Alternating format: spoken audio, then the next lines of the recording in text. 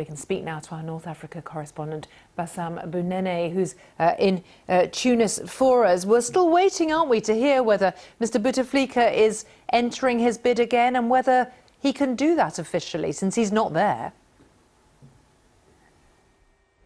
All indicators show that he is still in. According to the constitutional law, there is no obligation for contenders to be in Algeria. According to La Tribune de Genève, Bouteflika is still in Switzerland. He has been there since last Sunday for regular medical examination, according to the presidential palace. But as you did indicate, fresh demonstrations have erupted while the opposition parties called on keeping up the momentum against plans of Bouteflika to bid for a fifth term.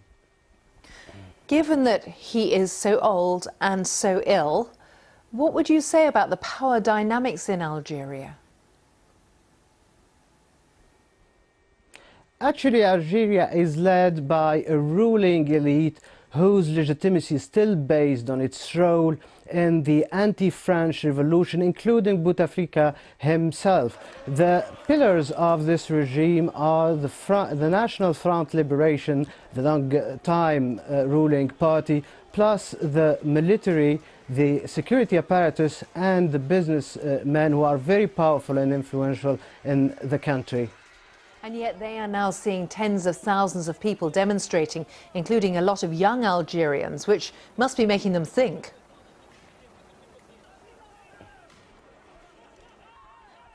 Actually, they played a major role in these demonstrations.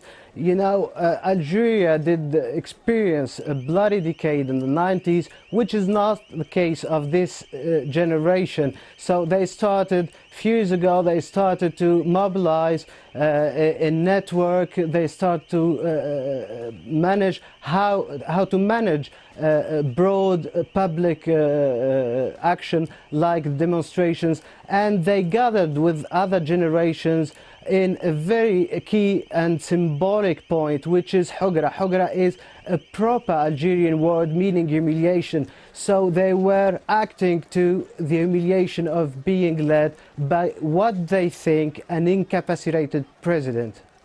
Bassam, thank you for bringing us up to date. We'll keep watching what's happening on the ground in Algeria. Thank you.